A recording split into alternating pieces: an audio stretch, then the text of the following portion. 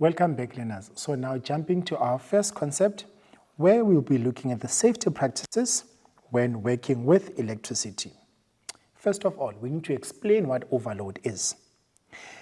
To begin, the more resistors are connected in parallel. So if we add more resistors in parallel, remember, if we add any resistor in parallel, we are actually decreasing the resistance of the circuit. And by so doing, the current strength of that circuit is going to increase. So the more resistors are connected in parallel, the lower the total resistance and the stronger the current.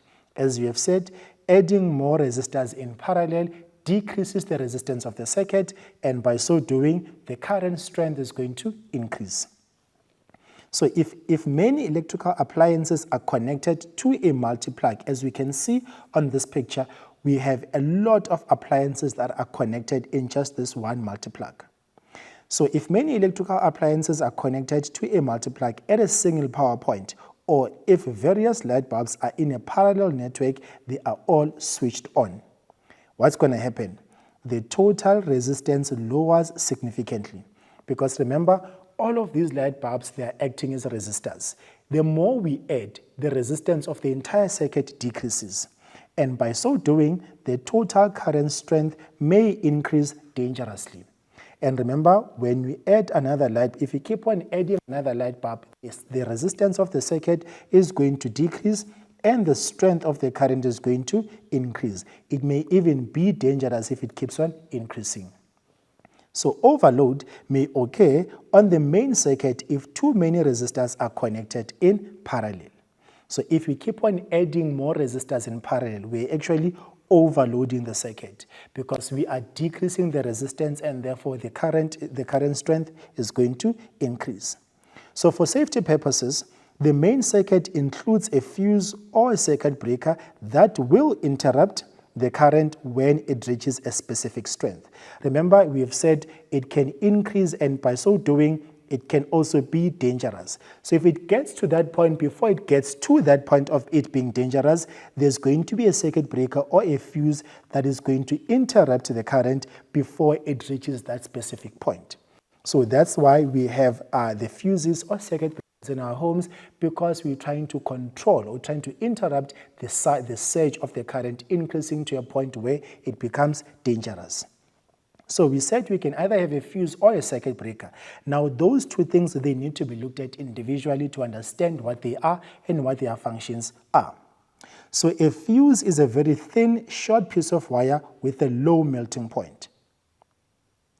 It is connected in series. So remember, if it's in series, it's one after the other. They are connected one after the other component. Now, it is connected in series in a circuit so that the full current must flow through it. Remember, if any component is connected in series, that means the total current of the circuit is going to pass through that particular component. Remember, in parallel, the current is going to divide. Now, if we have a parallel connection and your fuse is connected to one of the branches, that means the current passing through that fuse is not going to be the total current of the entire circuit.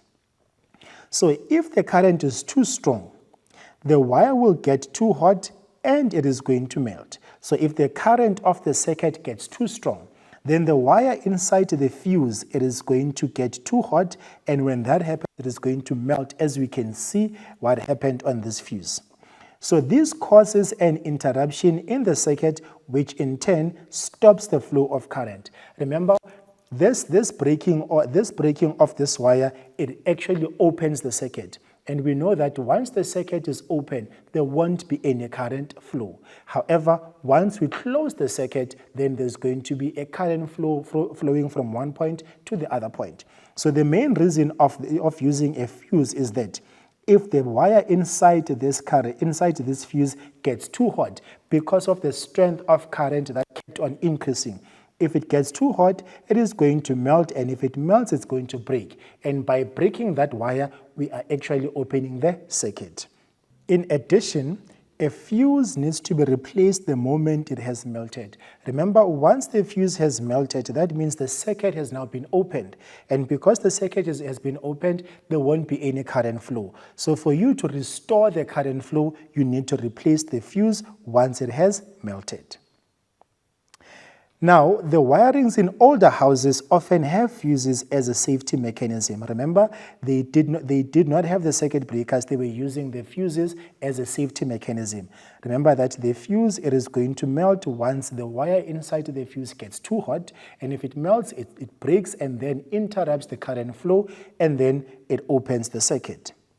Now, what about circuit breakers now? A circuit breaker is a magnetic switch that automatically switches off if overload or a short circuit occurs. So this switch, it is going to automatically switch off if there's an overload. Remember, an overload occurs when there's more resistors connected in parallel, and as a result, the resistance of the circuit is going to decrease and therefore increase the current strength. And when that happens, we are causing overload. So to stop the current strength to increase dangerously so, the switch or this circuit breaker, it is going to automatically switch off so that it can stop the danger that can come with the current that is increasing. So this circuit breaker consists of a coil around a soft iron core. In addition, an electromagnet is formed the moment a current flows through the coil. So when the current flows through the coil that we have inside this soft iron core, we are going to be forming an electromagnet. So on this circuit breaker, the strength of the magnet increases along with the current strength and will move to contact points in the circuit away from each other. So the strength of the magnet is going to increase as the current strength increases. So the more the current increases in terms of its strength, the strength of that magnet is also going to increase. So by so doing, this is going to interrupt the circuit once the current reaches a certain strength. So because they keep on increasing, they keep on increasing, as one increases, the other one also increases. When the current reaches a certain point, then that is going to interrupt, so that electromagnet is going to interrupt the circuit, and then once that happens, it is going to switch off the circuit. So this interrupts the circuit once the current reaches a certain strength, as we have said. So circuit breakers are often connected to individual switches so that they control the stove, the lights, the plugs, and etc., etc. So you know that a circuit breaker has a component that only controls the stove, a component only controlling the lights, component only controlling the plugs. Why? Because if all of them were connected to one breaker, that means that is going to cause an overload faster and faster, because stove, light bulbs, and plugs, all of them, they are a form of resistors. If we keep on adding more resistors in this circuit, we are going to be decreasing the resistance and therefore increasing the current strength. Because all of them would be connected on one circuit breaker, it was not going to be able to function, because constantly there was going to be a lots of an increase in current in that particular circuit. So therefore we are saying the switch can be switched on again once the problem has been resolved. So remember, the circuit breaker is going to interrupt the current flow and then it's going to switch off. Then you can go resolve the problem, unplug one of the components or some components that you have that are connected, and then you can then switch on the circuit breaker again, and then the current flow will continue. So then there's an advantage of using a circuit breaker as compared to a fuse, because a fuse needs to be replaced every time when it melts, and that can get quite expensive if you keep on replacing a fuse over and over again. Whereas with a circuit breaker, you can just reset it. If it trips, you can just reset it. If it goes off again, you can just simply go and resolve the problem and then go back to the circuit breaker and you fix and you switch it on again. So now, before we move to the next concept, we're just going to quickly go for a short break, and I will see you just after this.